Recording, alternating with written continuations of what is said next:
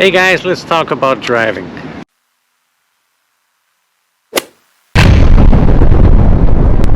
Actually, I meant driving cars. I knew that. Now this is a car! More specifically, let's talk about driving in Japan. Wax on, wax off. Yeah, I hope that doesn't sound racist. Driving in Japan is a lot different than driving in America. This I gotta see.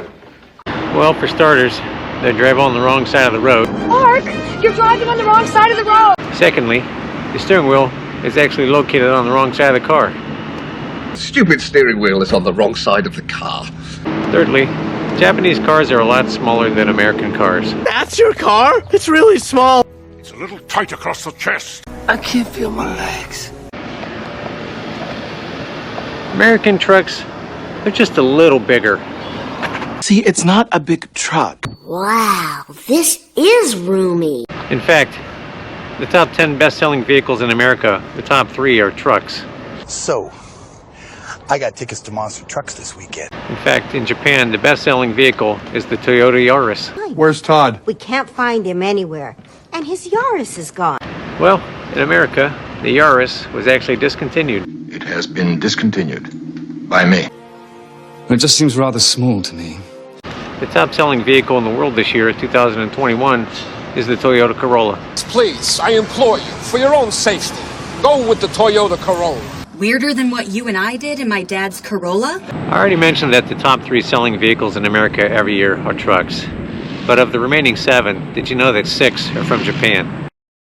Coming in at number 4 is the Toyota RAV4. Coming in at number 5, the Honda CR-V. Coming in at number 6, the Toyota Camry. Coming in at number 7, the Honda Civic. Coming in at number 8, the Toyota Highlander. And at number 10, the Toyota Tacoma. Pretty impressive, huh? Very impressive. Japanese choose to drive smaller cars.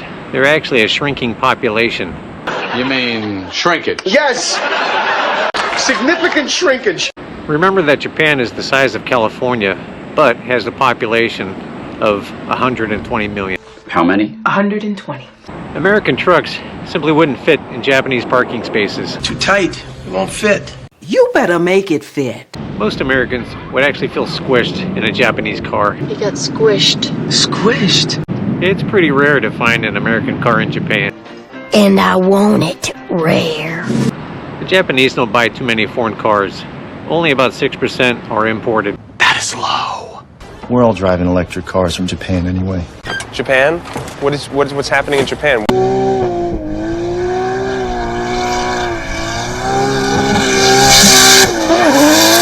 There are many reasons for that. I'm listening. There's historical reasons. Not historical documents. There's some political reasons. Look for Pedro. Some nationalistic reasons. Some kind of misplaced nationalistic pride at work. Simply put, American cars, they're just too big. Americans like big, yes. And lastly, they've seen the Pinto. '73 Pinto, this is your idea?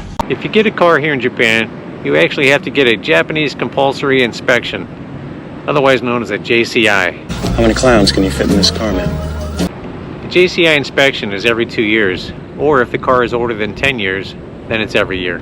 Every year this happens. You won't find a lot of older cars on the road here in Japan. The next minute's broken down on the side of the road. During the JCI, they may actually require you to replace some parts or even upgrade. That can be costly. Oh, wow. Well, how much? Most cars, they become scrap metal after 10 years. His name is gonna be Squat Meadow. Cars in Japan, well, they tend to be a little boxy. Wait, like the shape? They don't need to be real aerodynamic. They're not going to be traveling 80 miles an hour down the highway. You'd be surprised how fast this thing can go. It actually maximizes the space. I love the extra legroom. As I mentioned before, Japan is actually an island in the Pacific Ocean. An entire island? And they have to have all their fuel shipped in, so that can be costly. That is going to be way more expensive. A lot more. In America, your monthly premiums for insurance, they tend to be based upon your age, experience, and your gender. Gender fluidity, right? There are benefits to owning a smaller car. You're going to spend less money on gas, less money on repair parts, and actually less money on insurance. My husband sells insurance! I mentioned earlier that cars in Japan are smaller. Truth is, everything in Japan is smaller, even the people. Everything is smaller here. How small? Houses are smaller. This house is too small. Kitchens are smaller. The thing is, my kitchen is kind of small.